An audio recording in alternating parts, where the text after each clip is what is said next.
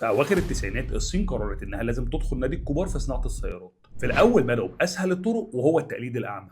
عملوا نسخ مشوهة لبراندات عالمية، والنتيجة صاج ضعيف جدا، مواتير ضعيفة، وسمعة في الأرض.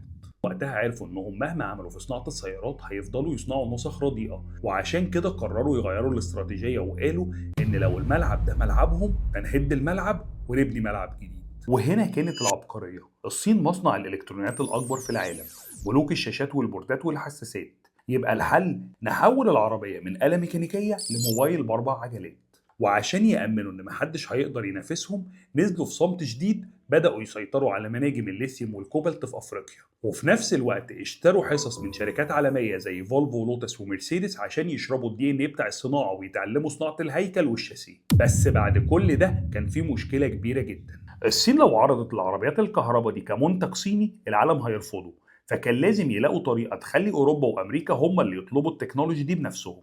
وهنا استخدموا ملف المناخ كأكبر عملية ضغط سياسي في التاريخ. الصين دعمت اللوبي الأخضر والمنظمات الدولية عشان يصوروا للعالم كله إن محركات الاحتراق الداخلي هي العدو الأكبر للكوكب، لحد ما الدول الغربية تحت ضغط شعوبها حطت قوانين انتحارية بتمنع بيع الوقود الاحتراقي بحلول 2035.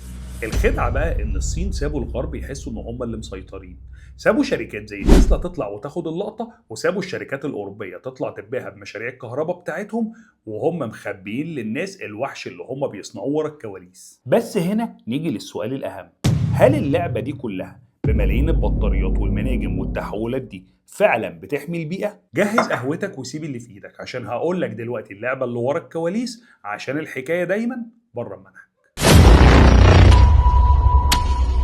في الأول لازم نعترف بحقيقة واحدة: العربيات الكهرباء فعلا تكنولوجيا عبقرية وعظيمة مبهرة لأبعد الحدود. تسارع بيخطف نفسك، وهدوء بيخليك تحس انك في غواصة مش في عربية، وذكاء اصطناعي بيخليك تحس ان العربية بتفكر معاك. هي فعلا المستقبل، وهي فعلا نقلة نوعية في تاريخ البشرية. بس المستقبل ده جميل عشان التكنولوجي اللي فيه، مش عشان كذبة الطاقة النظيفة اللي بيحاولوا يبيعوها لك. احنا بنتحول للكهرباء عشان ده بيزنس موديل جديد، مش عشان خاطر عيون الكوكب. وتعالى نمسك أول خيط في الخدعة البيئية دي. أول كذبة بنسمعها هي زيرو انبعاثات، جملة تسويقية عبقرية، بس واقعيا بقى هي ضحك على العقول. العربية فعلا ما فيهاش شكمان، بس ما سألتش نفسك قبل كده الكهرباء اللي شحنتها بيها جاية منين؟ ما هو بالمنطق كده الكهرباء مش بتنزل من السماء.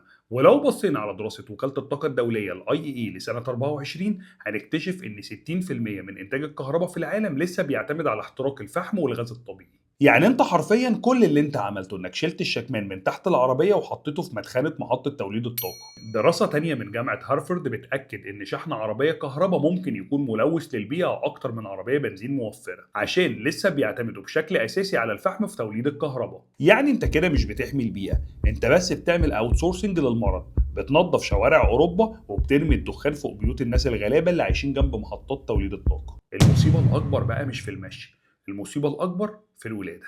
العربية البنزين بتنزل من المصنع صفحة بيضاء وبتبدأ تلوث وهي ماشية، لكن العربية الكهرباء بتنزل مديونة للكوكب مديونية كربونية مرعبة. دراسة المعهد IVL السويدي للبحوث البيئية فجرت مفاجأة بتهد المعبد: إنتاج بطارية واحدة ساعة 100 كيلو واط بيطلع انبعاثات كربون بتعادل من 15 ل 20 طن.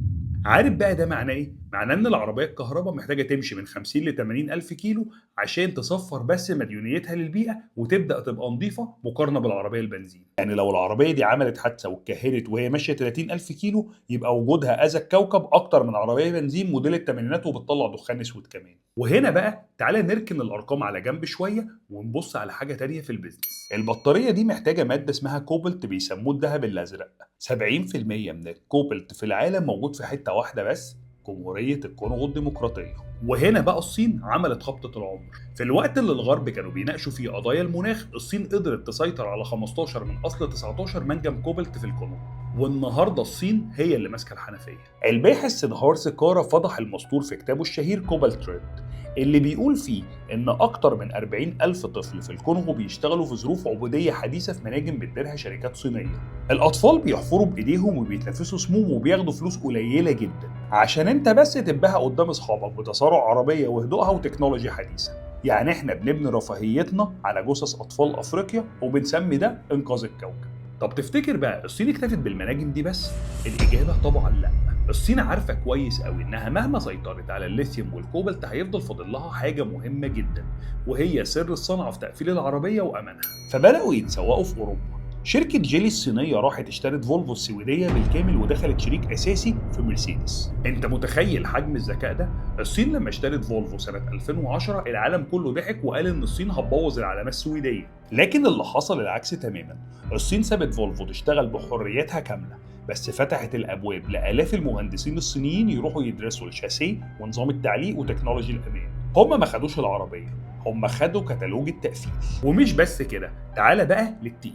سنة 2018 مؤسس شركة جيلي الصينية دخل بشكل فردي واشترى 9.7 من أسهم شركة مرسيدس وبقى أكبر كمان مساهم فردي فيها. وفعلا دلوقتي مرسيدس بتصنع مواتير مشتركة مع شركة جيلي، وكمان البراند المعروف في السوبر كارز لوتس الإنجليزي الصين اشترته عشان تاخد منه سحر المناورة وخفة الوزن وتنقله لعربياتها الكهرباء. طب عارف بقى فين الضربة القاضية؟